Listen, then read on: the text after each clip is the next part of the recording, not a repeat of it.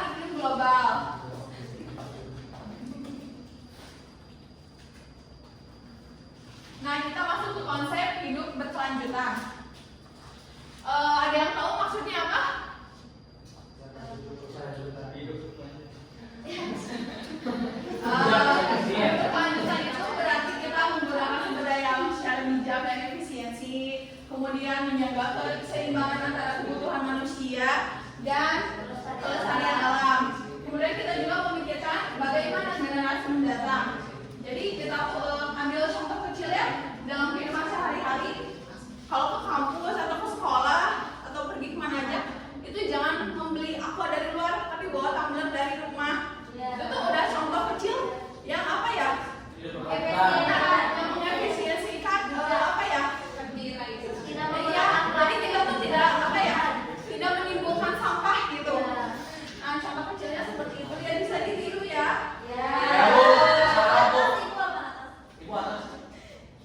Kemudian ada upaya hidup berkelanjutan. Ada air dalam kehidupan sehari-hari. Kita tuh harus hemat air dan listrik. Kemudian harus menanam pohon. Kemudian mengurangi penggunaan plastik. Memisahkan sampah organik dan anorganik. Kemudian tumbuhan dalam masyarakat itu contohnya ada bank sampah. Suka ada kalian pernah lihat bank sampah nggak? Dalam kemudian ada reboisasi atau penanaman hutan kembali dan ada pertanian organik. Kemudian ada edukasi dan kampanye lingkungan. Nah, sebelum lanjut ke materi, ibu ada games dulu nih. Boleh dibagi kelompok menjadi 4 orang nggak per kelompoknya? Boleh pokoknya dibagi jadi 3 kelompok, terserah mau berapa orang. Kita bertiga mau sepaket apa? 3 kelompok. Soalnya 3 kelompok. tapi 4 orang. Bebas mau berapa per kelompoknya? Bebas. Boleh. Bertiga boleh aku. Berapa? Ada berapa? 12 kelompok. Udah dibaginya?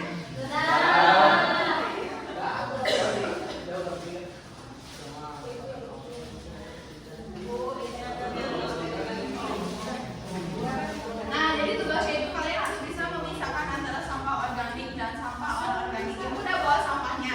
Nanti perwakilan tiap satu kelompok maju ke depan untuk mewakili. Sama Bintang. Bintang Bu, dari saya. Mulai dari kelompok kalian dulu. Boleh langsung saja. Kan aja dia tuh. Yuk, yuk, yuk. Nah, ini salah. Bu, itu orang satu Bu.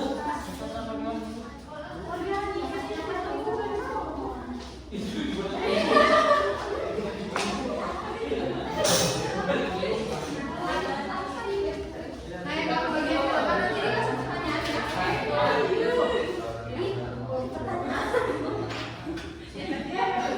Ini kapan?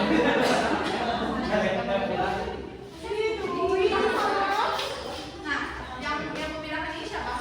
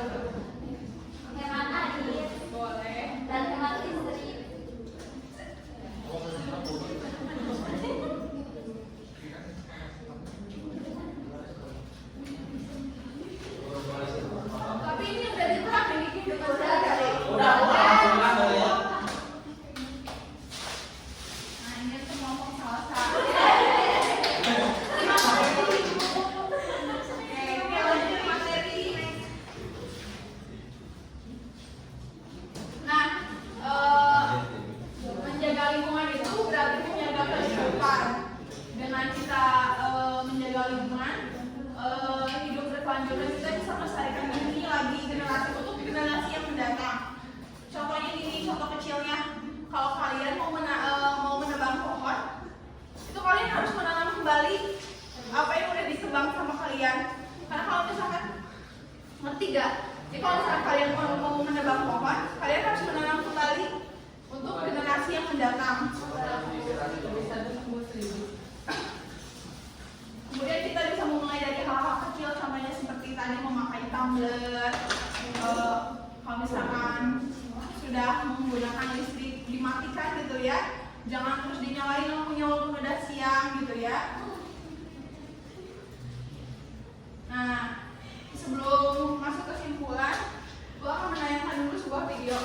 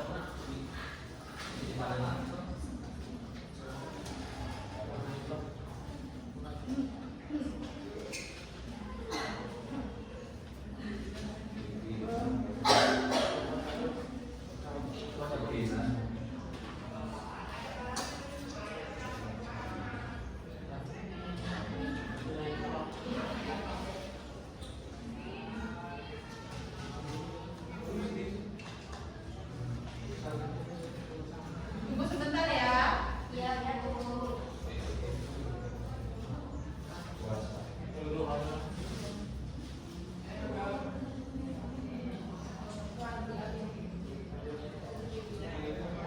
Lanjutin aja videonya.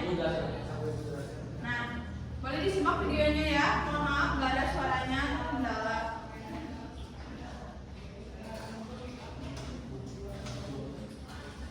Jadi ibu akan menampilkan video tentang perubahan lingkungan gitu dari waktu ke waktu.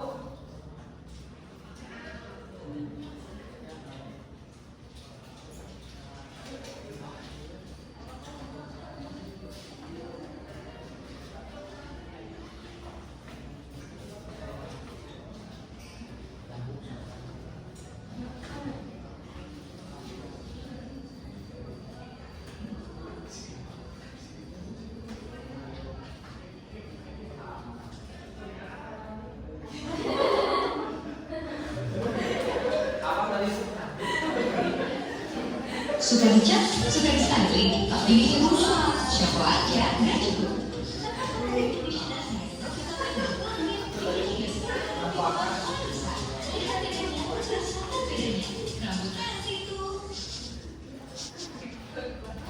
Nah, boleh disimak dulu ya videonya.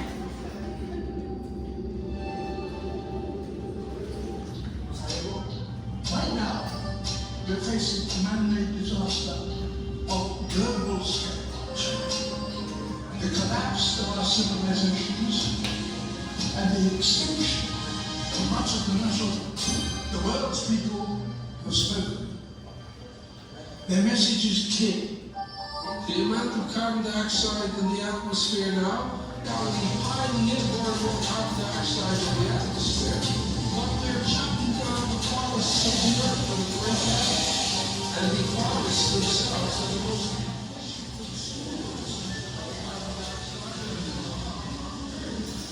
we're going to destroy the ground because the soil of our rainforest isn't very good.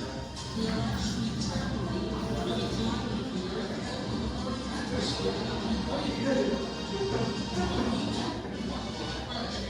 Mungkin itu beberapa bencana alam yang pernah terjadi mungkin di negara kita sendiri. Contohnya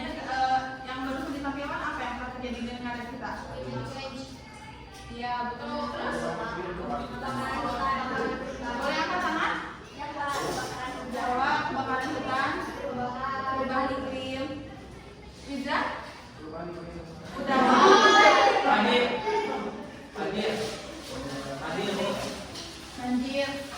Udah ya, bukan 4. Boleh ada. Ya, Pak.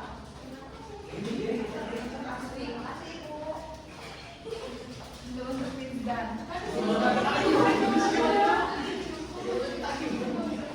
Nah, sebelum Ibu membuka kesimpulannya, ada yang bisa menyimpulkan terlebih dahulu apa yang sudah disampaikan barusan? Rizdan menyimpulkan?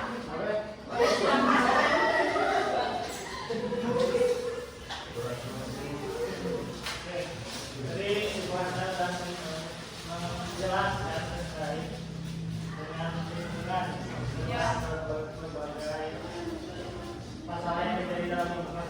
Lingkungan tadi didefinisikan sebagai tempat berbagai makhluk hidup maupun hidup dan tidak hidup tinggal.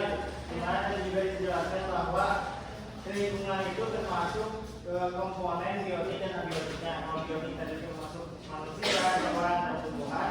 Dan kalau misalkan abiotiknya ada cahaya, ada air, udara, dan juga lain. Kemudian juga tadi dijelaskan juga terkait juga permasalahan lingkungan. Kemudian ada perubahan iklim, juga ada bencana lingkungan, banjir dan lain-lain. Kemudian juga disampaikan terkait konsep berkelanjutan, struktur berkelanjutan di mana itu terkait dengan bagaimana cara hidup kita yang berorientasi ke pandangan hidup ke masa depan. Terima kasih, Riza. Nah, untuk kesimpulannya itu, lingkungan adalah tempat hidup semua makhluk hidup, terdiri dari komponen biotik dan abiotik yang saling berinteraksi. Kemudian ada keseimbangan lingkungan yang sangat penting agar kehidupan di bumi dapat berlangsung secara berkelanjutan. Lalu kerusakan lingkungan seperti pencemaran udara, penebangan hutan, perubahan iklim, itu mengganggu sekali kepada habitat kehidupan manusia. Kemudian ada hidup berkelanjutan, berarti menggunakan sumber daya alam secara bijak. Contohnya tadi ya, mematikan listrik jika tidak dipakai. Kemudian bertanggung jawab atas apa yang kalian perbuat di alam. Demi menjaga keberlangsungan hidup generasi sekarang yang akan mendatang gitu. Jangan kita nggak mungkin ninggalin kerusakan alam untuk cucu anak kita nanti gitu ya. Kemudian setiap individu memiliki peran penting dalam menjaga lingkungan. Karena setiap tindakan kecil seperti menghemat air, menanam pohon, hingga ikut program daur ulang itu sangat berdampak besar untuk lingkungan gitu ya.